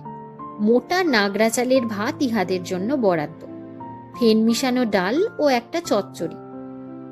ইহাদের সাধারণত দেওয়া হয় চিংড়ি মাছ বা কুচা মাছ। পোনা মাছ ইহাদের দিয়া পারা যায় না। কুচা চিংড়ি কিছু বেশি দিতেও গায়ে লাগে না। ইহাদের মধ্যে অনেক সময় হাজারির নিজের গ্রামের লোকও থাকে, তাহাদের মুখে বাড়ির খবর পাওয়া যায়। কিন্তু আজ তাহার স্বগ্রাম হইতে কেহ আসে নাই। রতন ঠাকুর নাই। একা হাতে এতগুলি লোকের রান্না ও পরিবেশন করিয়া হাজারি নিতান্ত ক্লান্ত দেহে যখন খাইতে বসিবার জোগাড় করিতেছে, তখন বেলা প্রায় 3টার কম নয়। পদ্মঝি অনেকক্ষণ পূর্বেই থালায় ভাত বাড়িয়া লইয়া চলিয়া গিয়াছে। বেচু চক্রবর্তী গদিতে বসিয়া এবেলার ক্যাশ মিলাইতেছে। এই সময় পাশের হোটেলের বংশীধর ঠাকুর আসিয়া বলিল, ও ভাই হাজারি, 2টো ভাত হবে? বংশীধর মেদিনীপুর জেলার লোক, তবে বহুকাল রানাঘাটে থাকায় কথায় বিশেষ কোনো টান লক্ষ্য করা যায় না। সে বলিল, আমার এক ভাগ্নে এসেছে হঠাৎ এখন এই 3টের গাড়িতে। আজ হাটবার, হাটুরে খদ্দেরদের দল সব খেয়ে গিয়েছে, আমাদের খাওয়াও চুকেছে। তাই বলি দেখে আসি যদি। হাজারি বলিল, হ্যাঁ হ্যাঁ, পাঠিয়ে দাও গিয়ে, ভাত যা আছে খুব হয়ে যাবে। বংশীধরের ভাগিনেও আসিল। চমৎকার চেহারা, 18-19-এর বেশি বয়স নয়। তাহাকে আসন করিয়া ভাত দিতে গিয়া হাজারি দেখিল ডেকচিতে যা ভাত আছে তাতে 2জনের কুলায় না। বংশীধরের ভাগিনেয়টি পল্লীগ্রামের স্বাস্থ্যবান ছেলে, নিশ্চয়ই 2টি বেশি ভাত খায়। তাহারই পেট ভরিবে কিনা সন্দেহ। হাজারি উহাকেই সব ভাতগুলি বাড়িয়া দিল। ডাল তরকারি যাহা ছিল তাহাও দিল। সে খাইতে খাইতে বলিল, মাছ নেই? না বাবা, মাছ সব ফুরিয়ে গিয়েছে। আজ এখানকার হাটবার, বড্ড খদ্দেরদের ভিড়, মাছের টান, ডাল তরকারির টান, সবেরই টান। তোমার খাওয়ার বড্ড কষ্ট হলো বাবা। তা বসো, 2 পয়সার দই আনিয়ে দি। না না থাক, আপনার দই আনাতে হবে না। না বাবা বসো, বংশীধরের ভাগ্নে যা আমার ভাগ্নেও তাই, পাশাপাশি হোটেল, এতদিন কাজ করছি। হাজারি নিজে গিয়া দই আনিয়া দিল। ছেলেটি জিজ্ঞাসা করিল, আচ্ছা মামা, এখানে কোনো চাকরি খালি আছে? কি চাকরি বাবা? এই ধরুন হোটেলের রাঁধুনিগিরি কি এমনি? কাজের চেষ্টায় ঘুরছি। এখানে কিছু হবে মামা? মামা বলিয়া ডাকিতে ছেলেটির উপর হাজারির কেমন স্নেহ হইল। সে একটু ভাবিয়া বলিল, না বাবা, আমার সন্ধানে তো নেই। কিন্তু একটা কথা বলি, হোটেলের রাঁধুনিগিরি করতে যাবে কেন তুমি? দিব্যি সোনার চাঁদ ছেলে। এ লাইনে বড় কষ্ট, এ তোমাদের লাইন নয়। পড়াশোনা কদ্দূর করেছ? ছেলেটি অপ্রতিভের সুরে বলিল, না মামা, বেশি করিনি। আমাদের গাঁয়ের ছাত্রবৃত্তি স্কুলের 4th ক্লাস পর্যন্ত পড়েছিলাম। তারপর বাবা মারা গেলেন, আর লেখাপড়া হলো না। তোমার নামটি কি? শ্রী নরেন্দ্রনাথ মুখোপাধ্যায়। হঠাৎ একটা চিন্তা বিদ্যুতের মতো হাজারির মনের মধ্যে খেলিয়া গেল। চমৎকার ছেলেটি, ইহার সঙ্গে টেপির বিবাহ দিলে বড় সুন্দর মানায়। কিন্তু তাহা কি ঘটিবে? ভগবান কি এমন পাত্র টেপির ভাগ্যে জুটাইয়া দিবেন? ছেলেটি খাওয়া শেষ করিয়া উঠিয়া বলিল, আপনার খাওয়া হয়েছে মামা? এইবার খেতে বসবো বাবা। আমাদের খাওয়া এই রকম, বেলা 3টের এদিকে বড় একটা মেটে না। সেই জন্যই তো বলছি বাবা, এসব ছেঁচড়া লাইন তোমাদের জন্য নয়। এসব রান্নার কাজ বড় ঝঞ্ঝাটের কাজ। ছেলেটি একটু হতাশ সুরে বলিল, তবে কোন লাইন ধরবো বলুন মামা? কত জায়গায় ঘুরে বেরিয়ে দেখলাম, আজ 6 মাস ধরে ঘুরছি, কোথাও কিছু জোটাতে পারিনি। আপনি বলছেন রাঁধুনির কাজ? কলকাতায় একটা হোটেলের বাইরে লেখা ছিল 2 জন চাকর চাই। আমি গিয়ে ম্যানেজারের সঙ্গে দেখা করলাম। বললে কি? আমি বললাম, চাকরের কাজ খালি আছে দেখে এসেছি। বললে, তুমি ভদ্রলোকের ছেলে, এ কাজ তোমার জন্য নয়। কত করে বললাম, কিছুতেই নিলে না। হাজারি অবাক হইয়া শুনিতেছিল। বলিল, বলো কি? তারপর শুনুন, কোথাও চাকুরি জোটে না। কলকাতায় শেষকালে খেতে পাই না এমন হলো। 2-1 দিন তো না খেয়েই কাটলো। তারপর ভাবলাম, আমার এক মামা রানাঘাটের হোটেলে কাজ করেন, সেখানেই যাই। তাই আজ এলাম। উনি আমার আপন মামা নন, মায়ের জ্ঞাতি ভাই। তা এখানেও আপনি বলছেন এই লাইন আমার জন্য নয়। তবে কোথায় যাব, আর কি বা করব? ছেলেটির হতাশার সুর এবং তাহার দুঃখ কষ্টের কাহিনী হাজারির মনে বড় লাগিল। সে তখনও ভাবিতেছিল, আহা, ছেলে মানুষ, আমার বড় ছেলে সন্তু বেঁচে থাকলে এত বড়টা হতো। টেপির সঙ্গে ভারী মানায়, সোনার চাঁদ হেন ছেলে। নাই বা হলো চাকরি, ও গিয়ে টেপিকে বিয়ে করে আমার বড় ছেলে হয়ে আমার গাঁয়ের ভিটেতে গিয়ে বসুক। ওকে কোনো কষ্ট করতে হবে না। আমি নিজে রোজগার করে ওদের খাওয়াবো। জমি জমাও তো আছে কিছু। খাওয়া শেষ করিয়া বংশীধরের ভাগিনেয়টি চলিয়া গেল বটে, কিন্তু হাজারির প্রাণে যেন কি এক অনির্দেশ্য নতুন সুরের রেশ লাগাইয়া দিয়া গেল। তরুণ মুখের ভঙ্গি, তরুণ চোখের চাহনি হইতে এত প্রেরণা পাওয়া যায়। জীবনে এসব নবীন অভিজ্ঞতা হাজারির। বৈকালে চূর্ণির ধারের গাছতলায় নির্জনে বসিয়া সে কত স্বপ্ন দেখিল, নতুন সব স্বপ্ন। টেপির সহিত বংশীধরের ভগিনেয়টির বিবাহ হইতেছে। বাধা কিছুই নাই, তাহাদেরই পাল্টি ঘর। টেপির ক্ষুদ্র কোমল হাতখানি নরেনের বলিষ্ঠ হাতে তুলিয়া দিয়াছে। 2 হাত একত্র মিলাইয়া হাজারি মেয়ে জামাইকে আশীর্বাদ করিতেছে। টেপির মার চোখ দিয়া আনন্দে জল পড়িতেছে। কি সুন্দর সোনার চাঁদ জামাই! কেন সে হোটেলের রাঁধুনিগিরি করিতে যাইবে ছেলে বয়সে?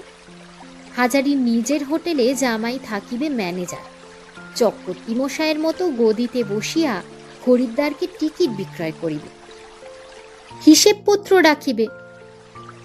দ্বিগুণ খাটিবার উৎসাহ আসিবে হাজারি। জামাইও যা, ছেলেও তাই। অত বড়, অত সুন্দর, উপযুক্ত ছেলে। টেপির সারা জীবনের আনন্দ ও সাধের জিনিস। ওদের দুজনের মুখের দিকে চাহিয়া সে প্রাণপণে খাটিবে। 3 মাসের মধ্যে হোটেল দাঁড় করাইয়া দিবে। বেলা পড়িল। চূর্ণির খেয়ায় লোক পারাপার হইতেছে। যাহারা শহরে কেনাবেচা করিতে আসিতেছিল, এই সময় তাহারা বাড়ি ফেরে। একবার কুসুমের সঙ্গে দেখা করিয়া হোটেল ফিরিতে হইবে। গাছতলায় বসিয়া আর বেশিক্ষণ আকাশ কুসুম ভাবিলে চলিবে না। রতন ঠাকুর সম্ভবত এ বেলাও দেখা দিতেছে না, তাহাকে একাই সব কাজ করিতে হইবে। কিন্তু সত্যই কি আকাশ কুসুম? হোটেল তাহার হইবে না? টেপির সঙ্গে ওই ছেলেটির... যাক, বাজে ভাবনায় দরকার নাই, দেরি হইয়া যাইতেছে। পদ্মঝি বৈকালের দিকে হাজারিকে বলিল, হ্যাঁ গো ঠাকুর, আজ মাছের মুড়োটা কি হলো গা? আজ তো কর্তাবাবুর জ্বর, তিনি বেলা 11টার মধ্যেই চলে গিয়েছেন। অত বড় মুড়োটা আর কি এক টুকরো চোখে দেখতে পেলাম না। হাজারি মাছের মুড়োটা লুকাইয়া কুসুমকে দিয়ে আসিয়াছিল।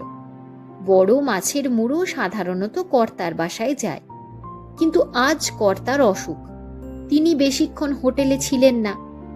মুড়োটা পদ্মঝি নিজের বাড়ি লইয়া যাইত। হাজারি কখনো মুড়ো নিজে খায় নাই, রতন ঠাকুর খাইয়াছে, পদ্মঝি তো প্রায়ই লইয়া যায়। হাজারির দাবি কি থাকিতে পারে না মুড়োর ওপর? তাই সে সেটা কুসুমকে দিয়া আসিয়াছিল, যখন ছুটি করিয়া চূর্ণির ঘাটে বেড়াইতে যায় তখন।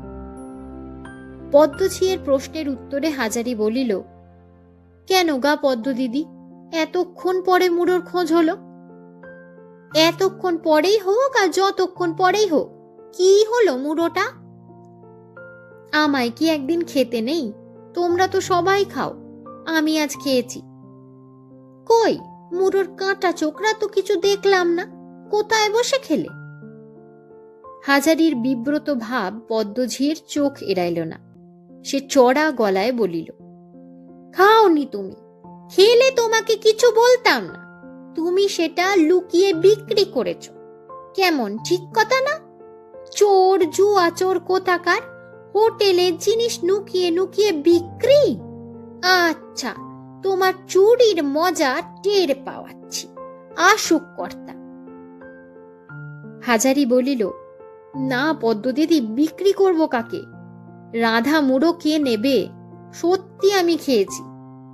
আবার মিথ্যে কথা? আমি এতকাল হোটেলে কাজ করে হাতে ঘাঁটা পরিয়ে ফেললুম, মাছের মুড়োর কাঁটা চোখরা আমি চিনি না? অত বড় মুড়োটা 4 আনার কম বিক্রি করনি। জমা দাও সে পয়সা গদিতে, ও বেলা নইলে দেখো কি হাল করি কর্তার সামনে। আচ্ছা, নিও 4 আনা পয়সা, আমি দেব। একটু মুড়ো খেয়ে যদি দাম দিতে হয় তাই নিও। পদ্মঝি একটুখানি নরম হইয়া বলিল, তাহলে বেঁচেছিলে ঠিক? না পদ্ম দিদি। তবে কি করলে ঠিক করে বলো। তোমার তো পয়সা পেলেই হলো, সে খোঁজে তোমার কি দরকার? দরকার আছে তাই বলছি। কোথায় গেল মুড়োটা? বলো, নইলে কর্তার সামনে তোমার অপমান করব। বলো এখনো। আমি খেয়েছি। আবার আমার সঙ্গে চালাকি করে তুমি পারবে ঠাকুর? আমি এবার বুঝতে পেরেছি মুড়ো কোথায় গেল। তোমার সেই... হাজারি জানে পদ্ম কি বলিতে যাইতেছে। সে পদ্মঝিয়ের মুখের কথা চাপা দিবার জন্য তাড়াতাড়ি বলিল, পদ্ম দিদি, তোমাদের তো খেয়ে পড়ে মানুষ হচ্ছি, গরিব বামুন, কেন আরো সামান্য জিনিস নিয়ে বকাঝকা করো? এ কথায় পদ্মঝি নরম না হইয়া বরং আরো উগ্র হইয়া উঠিল।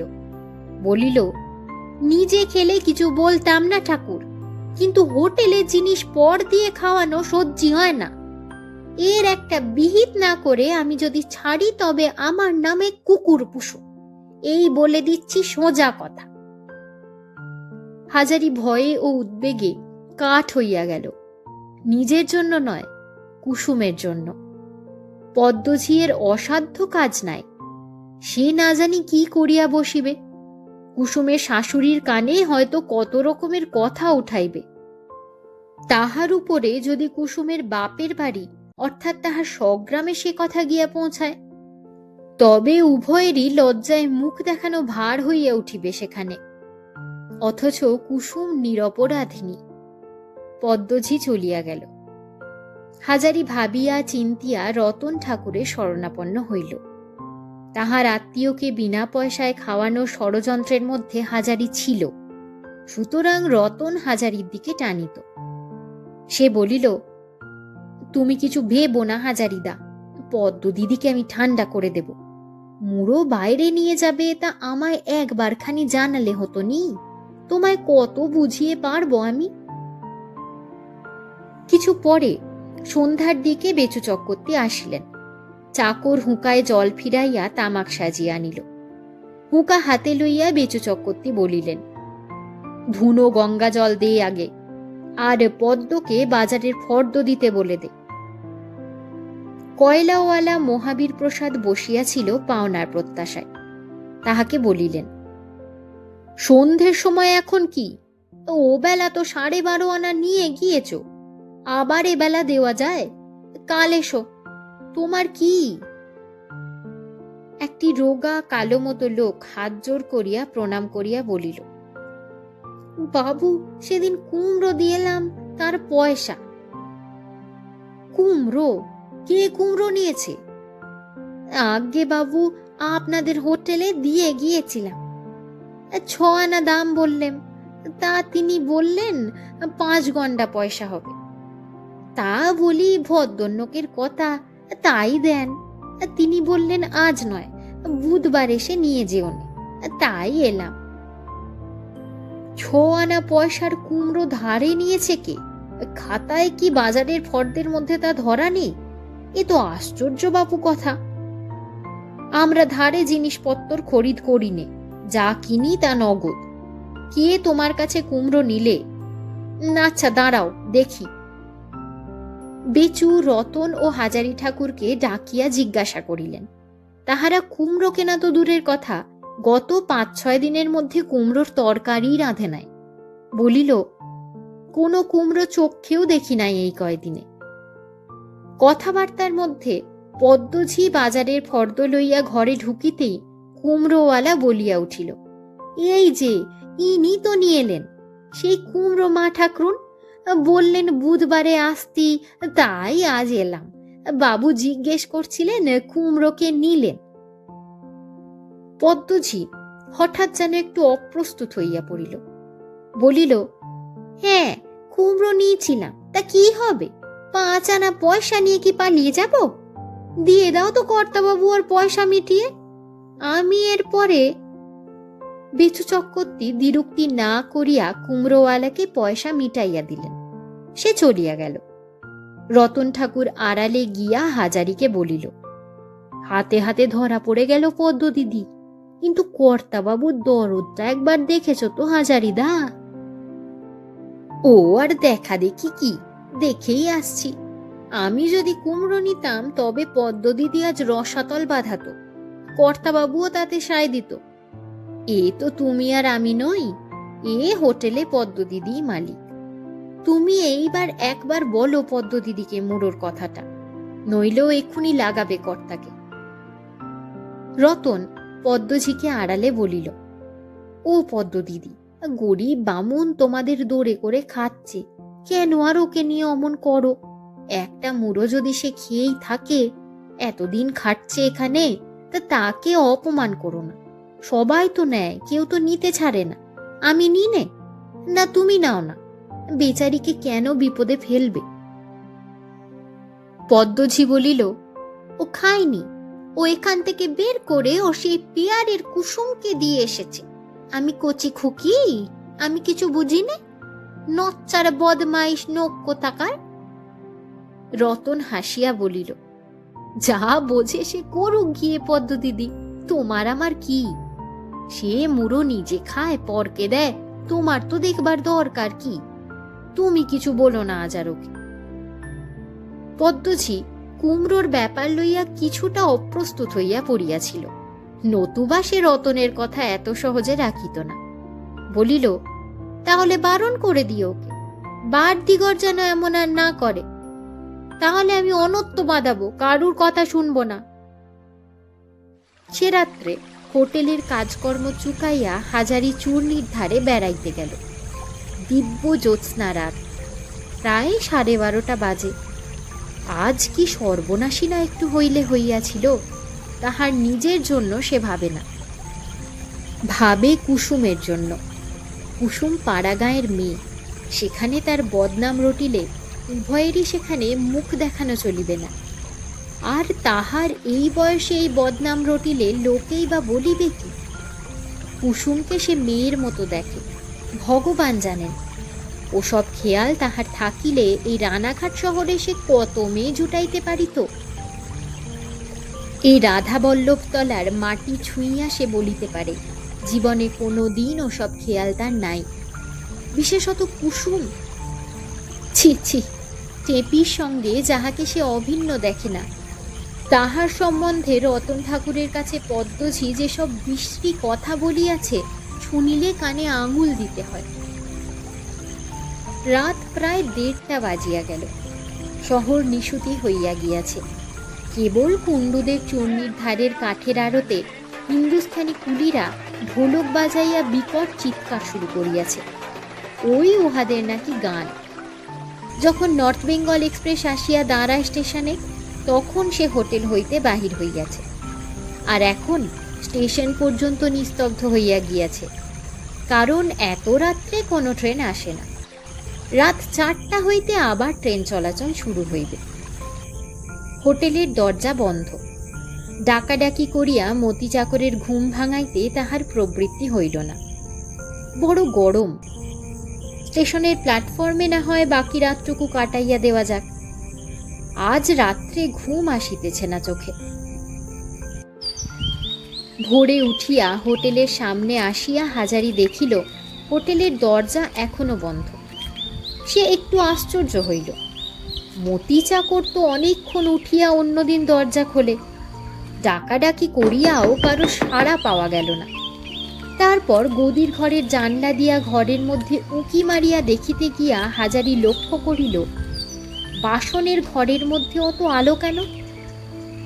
ঘুরিয়া আসিয়া দেখিল বাসনের ঘরের দরজা খোলা, ঘরের মধ্যে কেহই নাই। মতি চাকরেরও সারা শব্দ নাই কোনো দিকে। এরকম তো কখনো হয় না। এমন সময় যদু বারুজ্যের হোটেলের চাকর নিমাই গোয়ালপাড়া হইতে চায়ের দুধ লইয়া ফিরিতেছে দেখা গেল। যদু বারুজ্যের হোটেলে একটা চায়ের স্টলও আছে। খুব সকাল হইতেই সেখানে চা বিক্রি শুরু হয়। হাজারির ডাকে নিমাই আসিল। দুজনে ঘরের মধ্যে ঝুঁকিয়া দেখিল মতি চাকর খাবার ঘরে শুইয়া দিব্য নাক ডাকাইয়া ঘুমাইতেছে। উভয়ের ডাকে মতি ধর্মড় করিয়া উঠিল। হাজারি বলিল, মতি, দৌড় খোলা কেন? মতি বলিল, তা তো আমি জানি নে, তুমি রাত্রিতে ছিলে কোথায়? দৌড় খুললে কে? তিনজনে ঘরের মধ্যে আসিয়া এদিক ওদিক দেখিল। হঠাৎ মতি বলিয়া উঠিল, হাজারিদা, সর্বনাশ! থালা বাসন কোথায় গেল? একখানাও তো দেখছি নে। সে কি? তিনজনে মিলিয়া তন্ন তন্ন করিয়া খুঁজিয়াও কোনো ঘরেই বাসনের সন্ধান পাওয়া গেল না। নিমাই বলিল, চায়ের দুধটা দিয়ে আসি হাজারিদা, বাসনে সব চক্ষুদান দিয়েছে কে? তোমার কর্তাকে ডেকে নিয়ে এসো। ইতিমধ্যে রতন ঠাকুর আসিল। সেই গিয়া বেচু চক্রবর্তীকে ডাকিয়া আনিল। পদ্মঝিও আসিল। চুরি হইয়া গিয়াছে শুনিয়া পাশের হোটেল হইতে যদু বারুজ্যে আসিলেন। বাজারের লোকজন জড়ো হইল। থানায় খবর দিতে তখনই এএসআই নেপাল বাবু ও দুজন কনস্টেবল আসিল। হৈ হৈ বাঁধিয়া গেল। বেচু চক্রবর্তী মাথায় হাত দিয়া ততক্ষণ বসিয়া পড়িয়াছেন। প্রায় 60-70 টাকার থালা বাসন চুরি গিয়াছে। বেচু চক্রবর্তী বলিলেন, হাজারি, রাত্রিরে কোথায় ছিলে? স্টেশনের প্ল্যাটফর্মে বাবু, বড্ড গরম হচ্ছিল, তাই ঘাটের ধার থেকে ফিরে ওখানে রাত কাটালাম। নেপাল বাবু জিজ্ঞাসা করিলেন, অত রাত্রে প্ল্যাটফর্মে শুয়েছিলে? কোন প্ল্যাটফর্মে? আগে বনগা লাইনের প্ল্যাটফর্মের বেঞ্চির ওপর।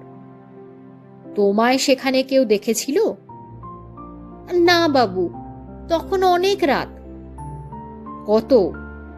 1:30টার বেশি। এতক্ষণ পর্যন্ত কোথায় ছিলে? রোজ খাওয়া দাওয়ার পরে আমি দুবেলাই চূর্ণির খেয়াঘাটে গিয়ে বসি। কালও সেখানে ছিলাম। আর কোনোদিন হোটেল ছেড়ে প্ল্যাটফর্মে শুয়েছিলে? মাঝে মাঝে শুই, তবে খুব কম, এই সময় বেচু চক্রবর্তীকে পদ্মঝি চুপি চুপি কি বলিল।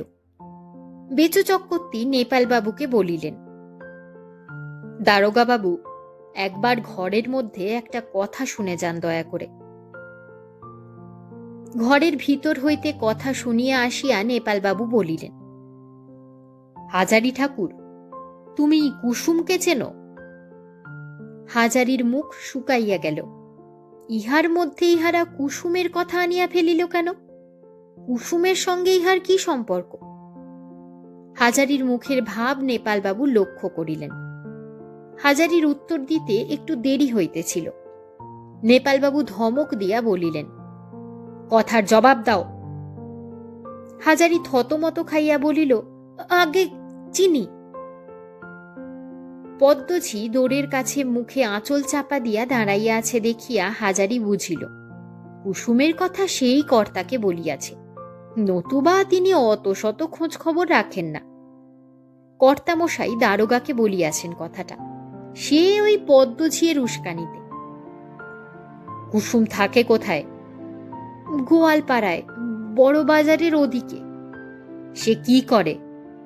দুধ দই বেচে, গরিব লোক। বয়স কত? এই 24-25। পদ্মঝি একটু মুচকি হাসিল এই উত্তর শুনিয়া। হাজারির তাহা চোখ এড়াইল না। দারোগা বাবুর প্রশ্নের গতি তখনও সে বুঝিতে পারে নাই, কিন্তু পদ্মঝিয়ের মুখের মুচকি হাসি দেখিয়া সে বুঝিল কেন ইহারা কুসুমের কথা এত করিয়া জিজ্ঞাসা করিতেছে। তোমার সঙ্গে কুসুমের কতদিনের আলাপ? সে আমার গাঁয়ের মেয়ে। সে যখন ছেলে মানুষ তখন থেকে তাকে চিনি। তার বাবা আমার বন্ধু লোক, আমাদের পাড়ার পাশেই। কুসুমের সঙ্গে তুমি প্রায়ই দেখাশোনা করো না? মাঝে মাঝে দেখা করি বই কি। গাঁয়ের মেয়ে, তার তত্ত্বাবধান করা তো দরকার। নেপালবাবু হঠাৎ হাসিয়া বলিলেন, নিশ্চয়ই দরকার। এখানে তার শ্বশুর বাড়ি? আজ্ঞে হ্যাঁ। স্বামী আছে? না, আজ বছর 4-5 মারা গিয়াছে। শাশুড়ি আছে বাড়িতে, এক দেওরপো আছে। তুমি মাঝে মাঝে হোটেলের রান্না জিনিস তাকে দিয়ে আসো? লজ্জায় ও সংকোচে হাজারি যেন কেমন হইয়া গেল। এসব কথা এখানে কেন? পদ্মঝি খিলখিল করিয়া হাসিয়া উঠিয়াই মুখে আঁচল চাপা দিল। নেপালবাবু ধমক দিয়া বলিলেন, আহ, হাসি কিসের? এটা হাসির জায়গা নয়, চুপ। কিন্তু দারোগা বাবু ধমক দিলে কি হইবে? পদ্মঝিয়ের হাসি সংক্রামক হইয়া উঠিয়া উপস্থিত লোকজন সকলেরই মুখে একটা চাপা হাসির ঢেউ আনিয়া দিল। অন্য লোকের হাসি হাজারি তত লক্ষ্য করে নাই, কিন্তু পদ্মঝিয়ের হাসিতে সে কিসের একটা প্রচ্ছন্ন ইঙ্গিত ঠাওর করিয়া মরিয়া হইয়া বলিয়া উঠিল, দারোগা বাবু, সে গরিব লোক, আমাদের গাঁয়ের মেয়ে। সে আমাকে বাবা বলে ডাকে। আমার সে মেয়ের মতো, তাই মাঝে মাঝে কোনোদিন একটু আধটু তরকারি কি রাধা মাংস তাকে দিয়ে আসি। কত তো ফেলা টেলা যায়, তাই ভাবি যে একজন গরিব মেয়ে। বুঝেছি, থাক, তোমার আর লেকচার দিতে হবে না। কাল রাত্রে তুমি সেখানে গিয়েছিলে? আজ্ঞে না বাবু। আজ সকালে গিয়েছিলে? না বাবু, সকালে প্ল্যাটফর্ম থেকেই হোটেলে এসেছি। দারোগা বাবু অন্য সকলের জবানবন্দি লইয়া ছাড়িয়া দিলেন। কেবল মতি চাকর ও হাজারিকে বলিলেন, আমার সঙ্গে তোমাদের থানায় যেতে হবে। কনস্টেবলদের বলিলেন, এদের ধরে নিয়ে চল। মতি কান্নাকাটি করিতে লাগিল। একবার বেচু চক্রবর্তী, একবার দারোগা বাবুর হাতে পায়ে পড়িতে লাগিল। সে সম্পূর্ণ নির্দোষ, ঘরের মধ্যে ঘুমাইয়াছিল, তাহাকে থানায় লইয়া গিয়া কি ফল, ইত্যাদি। হাজারির প্রাণ উড়িয়া গেল থানায় ধরিয়া লইয়া যাইবে শুনিয়া। এ কি বিপদে ভগবান তাহাকে ফেলিলেন! থানা পুলিশ বড় ভয়ানক ব্যাপার। মোকদ্দমা হইলে উকিল দিবার ক্ষমতা হইবে না তাহার। বিনা কৈফিয়তে জেল খাটিতে হইবে। কত বছর তাই বা কে জানে, না খাইয়া স্ত্রী পুত্র মারা পড়িবে। জেল খাটা আসামিকে ইহার পর চাকুরি বা দিবে কে? কিন্তু তার চেয়েও ভয়ানক ব্যাপার, যদি হারা কুসুমকে ইহার মধ্যে জড়ায়। জড়াবেনি বোধহয়, হয়তো কুসুমের বাড়ি খানা তল্লাশ করিতে চাহিবে। নিরপরাধিনী কুসুম, লজ্জায় ঘৃণায় তাহা হইলে সে হয়তো গলায় দড়ি দিবে। আরো কত কি কথা লোকে রটাইবে এই সূত্র ধরিয়া। তাহাদের গ্রামে এই কথা গেলে তো তাহার নিজেরও আর মুখ দেখাইবার উপায় থাকিবে না। কখনো সে একটা বিড়ি দেশলাই কারো চুরি করে নাই জীবনে, সে করিবে হোটেলের বাসন চুরি? নিজের মুখের জিনিসে নিজেকে বঞ্চিত করিয়া সে কুসুমকে মাঝে মাঝে দিয়া আসে বটে, চুরির জিনিস নয় সেসব।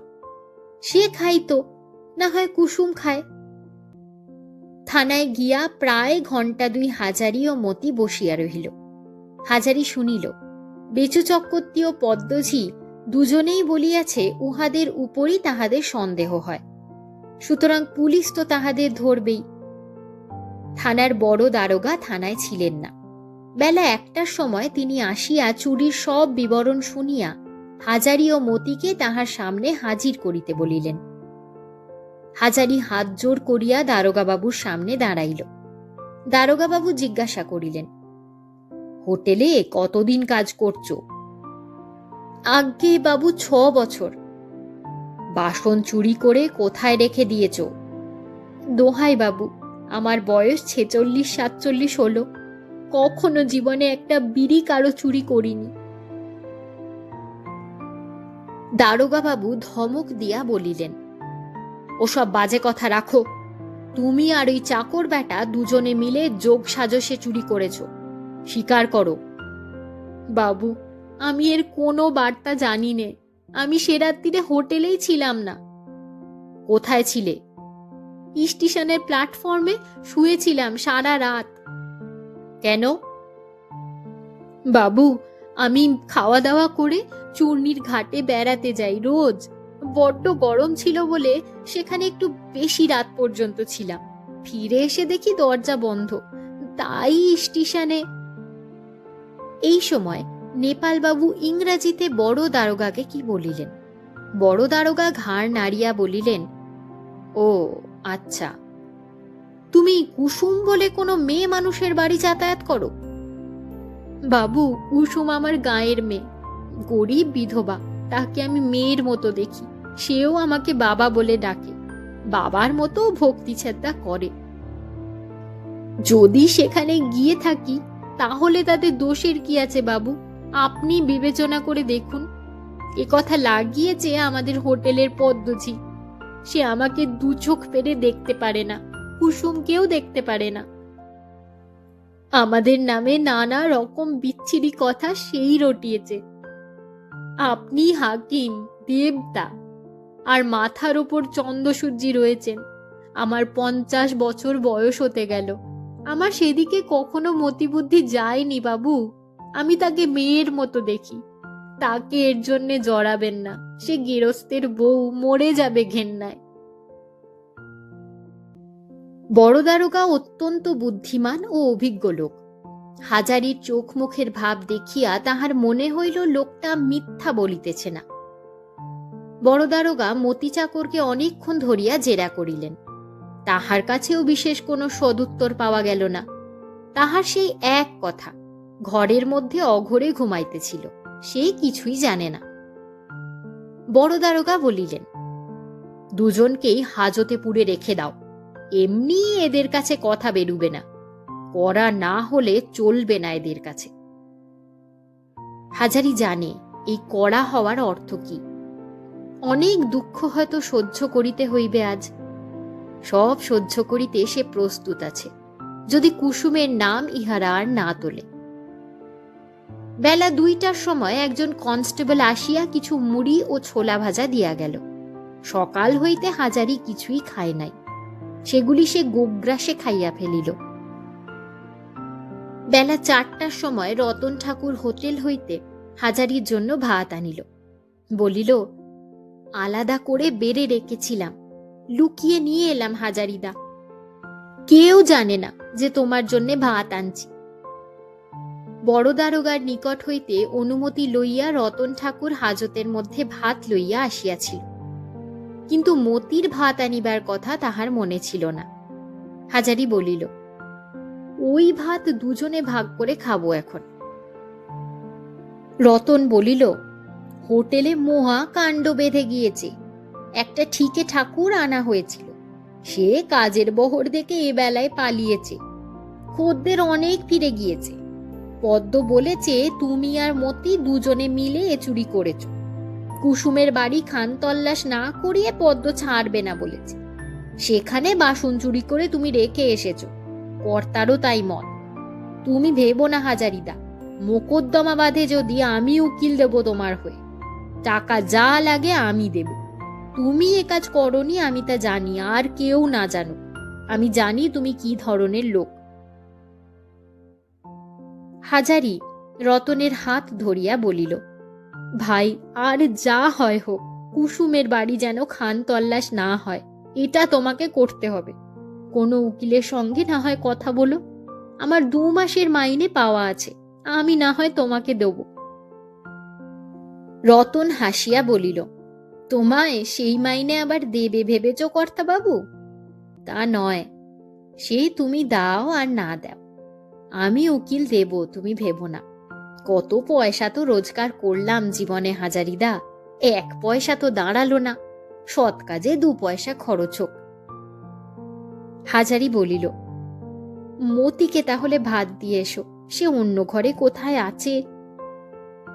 রতন বলিল, মতিকে আমার সন্দেহ হয়।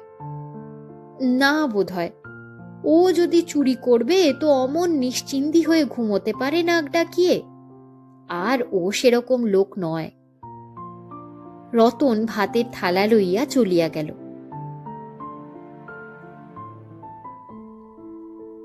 আজ এ পর্যন্তই। এতক্ষণ শুনছিলেন বিভূতিভূষণ বন্দ্যোপাধ্যায়ের কলমের অমর সৃষ্টি আদর্শ হিন্দু হোটেল। উপন্যাসটি ধারাবাহিকভাবে 1টি পর্ব করে আসছে। আমি সুদেষ্ণা। আমার এই সাহিত্য সংলাপ ইউটিউব চ্যানেলে আমি আপনাদের পাঠ করে শোনাই বাংলার বিখ্যাত লেখক লেখিকার গল্প ও উপন্যাস। যদি আমার পাঠ আপনাদের ভালো লেগে থাকে তাহলে ভিডিওটিকে লাইক ও শেয়ার করবেন। অবশ্যই চ্যানেলটিকে সাবস্ক্রাইব করে পাশে থাকবেন। আর হ্যাঁ, সাবস্ক্রাইব করার সময় পাশে থাকা বেল আইকনটি ক্লিক করতে ভুলবেন না যেন, যাতে নতুন ভিডিওর নোটিফিকেশন সবার আগে পৌঁছে যায় আপনাদের কাছে। কমেন্ট সেকশনে অবশ্যই সকলের মতামত জানাবেন। আপনাদের মতামত আমার কাছে ভীষণ মূল্যবান। আমার এই চ্যানেলে পাশাপাশি আরেকটি ধারাবাহিক উপন্যাস চলছে, সুনীল গঙ্গোপাধ্যায়ের লেখা সেই সময়। ওই উপন্যাসটিও ধারাবাহিকভাবে 1টি পর্ব করে আসছে। আমার কণ্ঠে এরকম 2টি কালজয়ী উপন্যাস পাঠ যদি আপনাদের ভালো লাগে তাহলে সেটিই আমার সাহিত্য সংলাপের সার্থকতা। আপনাদের সকলের সহযোগিতা আমার এই পথ চলায় একান্ত কাম্য। আমার আরও একটি ইউটিউব চ্যানেল আছে, নাম অনুভূতির অবকাশে। সেখানে আমি পাঠ করে শোনাই ছোট ছোট গল্প, বাংলা কবিতা, বিভিন্ন ভালো লাগা ভালোবাসার টুকরো কথা, ছোটখাটো দৈনন্দিন আবেগ অনুভূতির কথা। যদি আপনাদের সেরকম পাঠ শুনতে ভালো লাগে তাহলে চ্যানেলটি একবার ঘুরে দেখতে পারেন। ভালো লাগলে ভিডিওগুলিকে লাইক ও শেয়ার করবেন। চ্যানেলটি সাবস্ক্রাইব করে সেখানেও পাশে থাকবেন। অবশ্যই সেখানেও কমেন্টে সকলের মতামত জানাবেন। ভালো থাকবেন, সুস্থ থাকবেন। ধন্যবাদ।